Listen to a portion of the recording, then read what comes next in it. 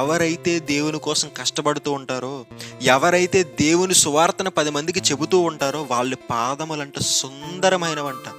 వాళ్ళ పాదాలు దేవుడికి ఎలా కనిపిస్తాయో తెలుసు, చాలా బంగారు పాదాల్లా కనబడతాయంట. ఎందుకంటారు?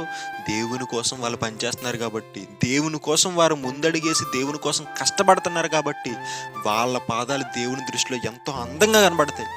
వాళ్ళ సువార్తలకు వెళ్ళిపోయి వాళ్ళ పాదాలు పగిలిపోవచ్చు, వాళ్ళ సువార్తలకు వెళ్ళిపోయి వాళ్ళ పాదాల్లో ముళ్ళులు గుచ్చుకోవచ్చు, కానీ ఆ పాదాలు దేవునికి పగిలిపోయిన పాదాల్లా కనిపించవు, సుందరమైన బంగారు పాదాల్లా కనిపిస్తాయి. ఎందుకు తెలుసా? దేవుని కొరకు కష్టపడినటువంటి పాదాలు ప్రియులారవి. ఈరోజు ఎంతోమంది సేవకులు దేవుడి కోసం కష్టపడుతున్నారు. వాళ్ళందరినీ చూసి దేవుడు ఇదే ఫీల్ అవుతాడు, చాలా హ్యాపీ ఫీల్ అవుతాడు. నాన్న, మీ పాదాలు సుందరమైనవిగా నాకు కనబడుతుంది అని చెప్పి ఎంతో ఆనందపడతాడు. అలా దేవుణ్ణి ఆనందపరిచేటువంటి లిస్టులో నువ్వు నేను ఉన్నామేమో ఒకసారి ఆలోచించు. ఇంకెంతకాలం చెప్పండి? దేవుని పని అంటే వెనక్కి వచ్చేస్తాం, దేవుని కోసం కష్టపడాలంటే వెనక్కి వచ్చేస్తాం, దేవుడి కోసం ఏదైనా ఇవ్వాలంటే వెనక్కి వచ్చేస్తాం. ఎంతకాలం? ఇలా ఉండకూడదు. మనం కూడా మన పాదాలను కూడా సుందరమైన పాదాలుగా దేవుని చేత పిలువబడేవారుగా మనం ఉండాలి, దేవుని చేత పిలిపించుకునేవారుగా మనం ఉండాలి.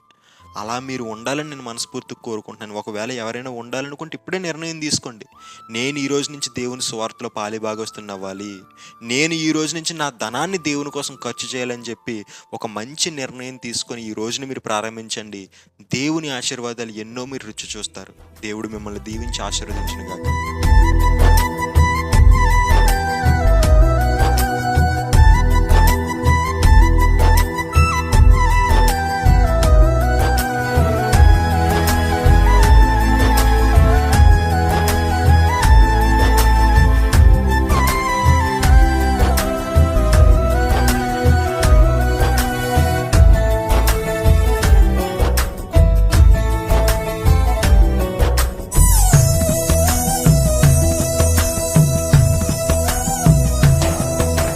వెలగాలంటే కరగాలని కొద్ది మరచునా, ప్రేమకు అర్థం నలుగుటేనని మనుషుడెరుగునా.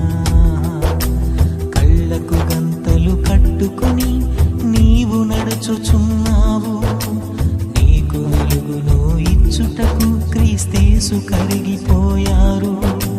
కళ్ళకు గంతలు కట్టుకొని నీవు నడుచుచున్నావు, వెలుగును ఇచ్చుటకు క్రీస్తేసు కరిగిపోయారు, నీ కొరకు నలిగి